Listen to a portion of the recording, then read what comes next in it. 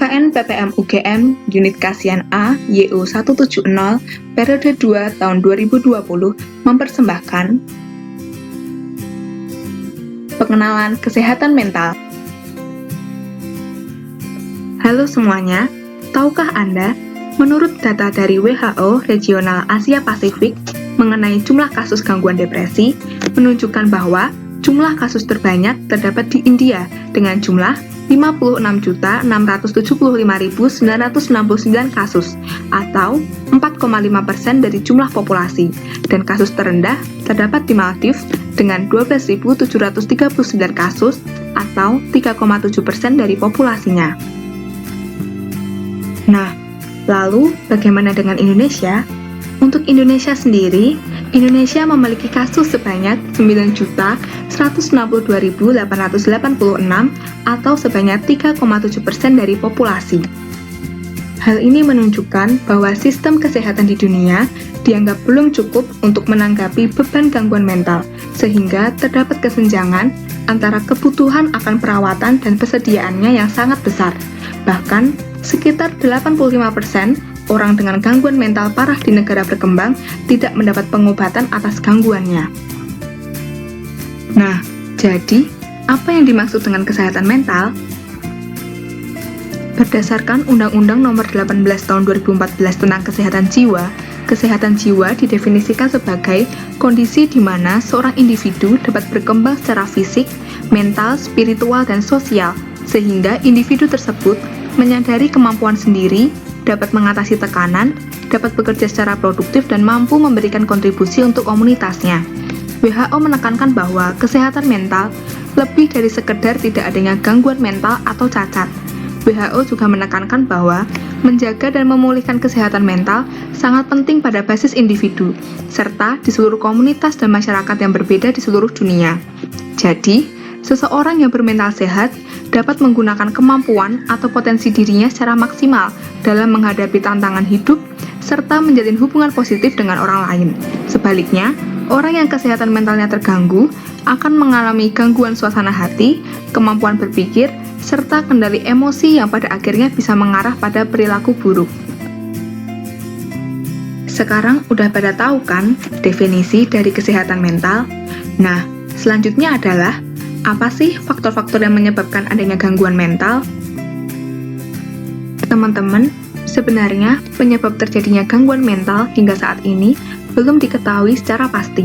Namun, ada beberapa faktor yang diketahui dapat meningkatkan resiko seseorang untuk mengalaminya. Di antaranya adalah genetik dan riwayat keluarga, stres berat, pernah mengalami kejadian traumatis, misalnya menjadi korban pelecehan atau kekerasan, penggunaan obat-obatan terlarang, dan konsumsi minuman beralkohol yang berlebihan, kondisi medis tertentu, misalnya cedera otak berat, stroke, dan gangguan tiroid, ketidakseimbangan kimiawi dalam otak, terpapar virus atau bahan-bahan kimia berbahaya saat masih janin, dan merasa kesepian atau terisolasi. Nah, setelah mengetahui penyebabnya, semoga tidak ada lagi yang beranggapan bahwa gangguan mental terjadi akibat gangguan halusinasi atau masalah perilaku ya. Karena sebenarnya, terdapat banyak macam gangguan mental dan tiap jenisnya juga memiliki tanda dan gejala yang berbeda. Berikut ini adalah macam-macam gangguan mental yang sering ditemui. Yang pertama adalah gangguan kecemasan. Gangguan kecemasan merupakan gangguan kejiwaan yang membuat penderitanya merasa cemas dan gelisah, serta sulit mengendalikan perasaan tersebut. Gangguan kecemasan terdiri dari gangguan kecemasan umum, gangguan kecemasan sosial, fobia, dan panik. Ketika mengalami gangguan kecemasan, seseorang bisa merasakan gejala berupa banyak berkeringat, detak jantung yang cepat atau dada berdebar, merasa pusing, susah berkonsentrasi, sulit tidur, serta merasa cemas dan khawatir hingga sulit menjalani aktivitas sehari-hari. Yang kedua adalah gangguan kepribadian. Seseorang dengan gangguan kepribadian cenderung memiliki pola pikir, perasaan, atau perilaku yang berbeda dari kebanyakan orang pada umumnya. Jenis gangguan kepribadian terbagi menjadi beberapa golongan, yaitu tipe eksentrik, seperti gangguan kepribadian paranoid dan antisosial, tipe dramatis, seperti gangguan kepribadian narsistik, histrionik, dan ambang, tipe cemas dan takut, seperti gangguan kepribadian obsesif-kompulsif, menghindar, dan ketergantungan.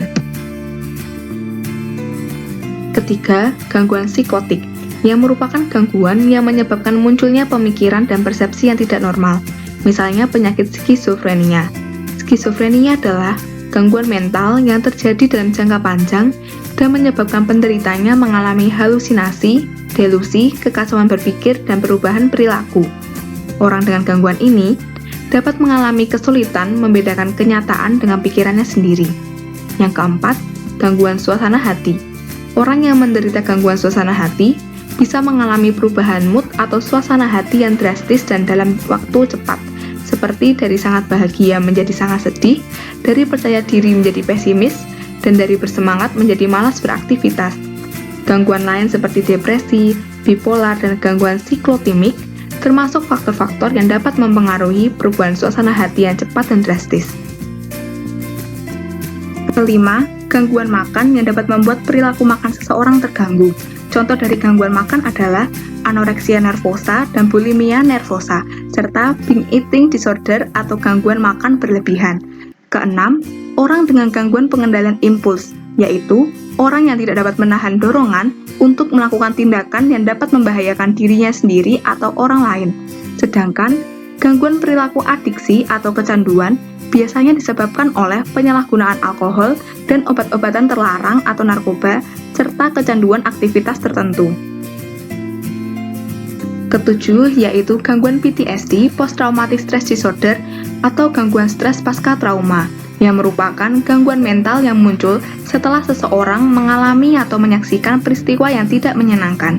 Dan yang terakhir adalah gangguan OCD atau obsesif kompulsif yang ditandai dengan adanya pikiran dan obsesi yang tidak terkendali terhadap sesuatu, sehingga mendorong penderitanya untuk melakukan suatu aktivitas secara berulang-ulang.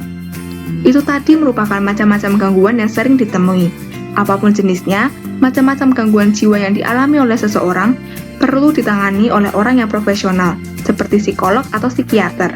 Apabila tidak ditangani dengan baik, gangguan jiwa yang dialami bisa semakin parah. Lalu, apa ya hal-hal yang dapat kita lakukan apabila kerabat kita ada yang mengalami gangguan mental? Nah, berikut ini adalah hal-hal yang dapat kita lakukan apabila kerabat kita ada yang mengalami gangguan mental. Hal pertama yang dapat kita lakukan adalah dengan hargai dan pahami perasaan mereka, berikan dukungan yang positif terhadap mereka, serta menjadi pendengar yang baik. Terkadang, salah satu hal yang paling dibutuhkan oleh mereka adalah didengar. Sayangnya, tidak semua orang mampu memahami dan menghargai mereka. Padahal, ketika mereka dihargai dan didengar, pikiran dan perasaan mereka dapat membaik. Selain itu, dengan selalu memberikan dukungan dan semangat kepadanya untuk tetap positif dan berjuang dalam menjalani segala keadaan, dapat membuat ia menyadari bahwa ada orang yang masih peduli dan sayang dengannya. Selanjutnya, arahkan kerabat untuk mencari bantuan ke orang yang profesional seperti psikolog dan atau psikiater.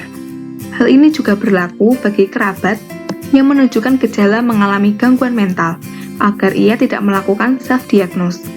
Selain itu, kita juga perlu untuk menghilangkan stereotip negatif bahwa penderita gangguan mental merupakan seorang yang berbahaya, yang justru semakin mempersulit penderita untuk dapat menerima penanganan yang sesuai dan menghambat proses adaptasi penderita.